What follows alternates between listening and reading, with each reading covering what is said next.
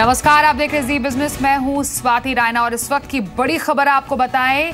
Enforcement directorate ने GD Reddy और के लियाकत अली को गिरफ्तार किया है। दरअसल शेल कंपनियों के खिलाफ कार्रवाई के बाद ये गिरफ्तारी की गई है। आईएएस बाबूलाल अग्रवाल की संपत्ति भी ईडी ने जब्त कर ली है। आपको बताएं, आईएएस बाबूलाल अग्रवाल का 13 शेल कंपनियों से संबंध है।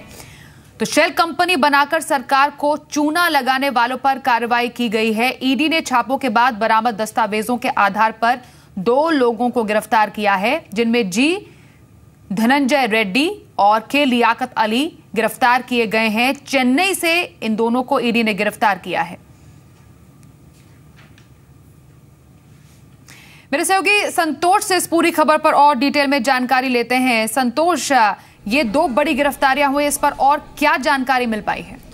देखिए, अभी तो ये शुरुआत है, क्योंकि शनिवार को जिस तरीके से इन्फोर्समेंट डायरेक्टरेट ने पूरे देश भर में देश भर के 16 राज्यों में 300 से ज़्यादा कंपनियों के 100 ठिकानों पर छापेमारी की थी, उससे कई दस्तावेज मिले हैं और उन दस्तावेजों के आधार से ये साफ पता चलता है कि जब 8 नवंबर को डिमोनेटाइजेशन शुरू हुआ, नोटबंदी शुरू हुई, तब इन लोगों ने ब्लैक को वाइट में कन्वर्ट करने के लिए इन कंपनियों का इस्तेमाल किया था।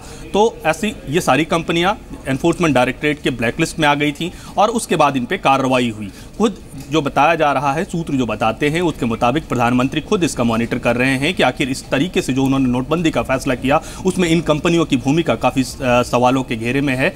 तो इसलिए एनफोर्समेंट डायरेक्टरेट की तरफ से अभी ये शुरुआती 2 गिरफ्तारी है, लेकिन आने वाले दिनों में हो सकता है गिरफ्तारियां बहुत ज़्यादा बढ़ें और जो काले धन को सफेद किया है लोगों ने, उसका पर्दाफाश हो सके। जी संतोष, शेल कंपनी बनाकर सरकार को चूना लगाया गया है। 20 करोड़ रुपए का सरकार को चूना लगाया गया है और जांच जो हुई है उसके दौरान 25 बिलों में से 24 बिल भी फर्जी पाए गए हैं। अब जब पूछताछ होगी, जांच में फिलहाल और क्या पाया गया है और क्या ये नेटवर्क और भी काफी बड़ा है, कुछ और बड़े नाम इसमें शामिल हो सकते हैं? देखिए, एक की बात की जा रही है, जो लियाकत अली है और जीडी रेड्डी हैं, इन लोगों की बात की जा रही है, इन 2 लोगों के। तो इसमें से 20 करोड़ की है। इस तरीके से 300 अलग अलग कंपनियां हैं। उन कंपनियों की अगर पूरे रकम की आप जोड़ें तो रकम बहुत बड़ी हो जाएगी। और उन दिनों जब नोटबंदी हुआ था तो लोगों ने इसको ब्लैक से वाइट करने में इस्तेमाल किया। तो कुल मिलाकर ये कह सकते हैं कि अब कार्रवाई शुरू हुई है। आने वाले दिनों में अभी सिर्फ 20 करोड़ नहीं, आने वाले दिनों में ये संख्या बहुत ज़्यादा बढ़ जाएगी, जिससे लोगों ने ब्लैक को वाइट में कन्वर्ट किया है। जी ये आपको बताएं कि जो छापेमारी हुई है, दिल्ली, चेन्नई, कोलकाता, चंडीगढ़, पटना, रांची, अहमदाबाद, भुवनेश्वर और बेंगलुरु सहित विभिन्न स्थानों पर यह छापेमारी की गई है। जैसे जैसे जानकारी और मिल पाती हमें और हम आपको देते रहेंगे। फिलहाल संतोष, इस जानकारी के लिए आपका शुक्रिया। आगे बढ़ते हैं। अब लक्ष्य से ज्यादा टैक्स कलेक्शन हुआ है। सरकार ने 2016-17 के टैक्स कलेक्शन के लक्ष्य को पार कर लिया है। 2016-17 में टैक्स कलेक्शन लगभग 17 लाख करोड़ रुपए किया गया है। 2016-17 के संशोधित लक्ष्य को जो सामने रखा गया है उसके मुताबिक लगभग 17 लाख करोड़ के पार मार्च तक डायरेक्ट टैक्स कलेक्शन पहुंचा है। और अगर हम यहाँ पर डायरेक्ट टैक्स कलेक्शन की बात करें तो पिछले साल के मुकाबले ये 14.2% ज्यादा है। 2016-17 में इनडायरेक्ट टैक्स कलेक्शन लगभग 8.63 लाख करोड़ रुपए रहा था। मेरे सहयोगी आलोक प्रियदर्शी से बात करते हैं। आलोक, ये जो फिगर सामने आए हैं पिछले साल के मुकाबले लगभग 14% ज्यादा, अपने आप में इकोनॉमी के लिए अच्छी खबर है। आलोक, बताइए।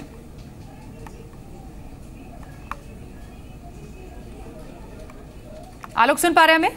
जी बिल्कुल। जो टैक्स कलेक्शन का फिगर आया है, ये जाहिर सी बात है कि जो बजट एस्टिमेट्स था उसके बाद जब बजट रिवाइज किया गया उसको भी क्रॉस कर गया है, यानी कि 17 लाख करोड़ के फिगर्स को पार कर गया है टैक्स कलेक्शन। डायरेक्ट और इनडायरेक्ट टैक्स को अगर एक साथ मिलाएं तो ये सरकार के लिए काफ़ी अच्छी खबर है। सरकार के फिस्कल डेफिसिट को कम करने में काफ़ी मदद करेगी। इसके अलावा जो सरकार के खर्चे हैं उसको भी मीट करेगी। और साथ ही साथ सबसे बड़ी बात यह कि जो टैक्स कलेक्शन की फिगर बार बार आ रही है, इसको सरकार ने पहले ही कहा था कि जो टैक्स कलेक्शन की फिगर काफ़ी ज़्यादा है, क्योंकि नोटबंदी के बाद जिस तरह से लोगों ने पैसे जमा करवाए थे, टैक्स जमा करवाए थे और प्रधानमंत्री गरीब कल्याण योजना शुरू की थी। इसके अलावा नोटबंदी के दौरान जितने भी छापेमारी हुई थी, तो इन तमाम कार्रवाइयों में जितने भी नोट जमा हुए थे, जितने भी लोगों ने डिपॉजिट्स किए थे, जाहिर सी बात है सरकार को उस पर ज़बरदस्त तरीके से टैक्स मिला मिला है और यही वजह है कि जो टैक्स कलेक्शन का फिगर है वो काफ़ी अच्छा आया है और सरकार इस बात से जाहिर सी बात है काफ़ी खुश भी होगी, क्योंकि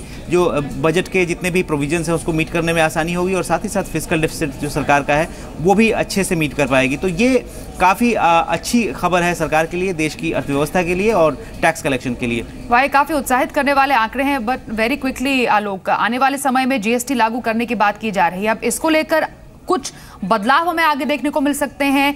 ऐसा ही अगर फिगर, ऐसे ही ग्रोथ आगे जारी रहे तो इकोनॉमी के लिए एक बेटर इंडिकेटर साबित होगा?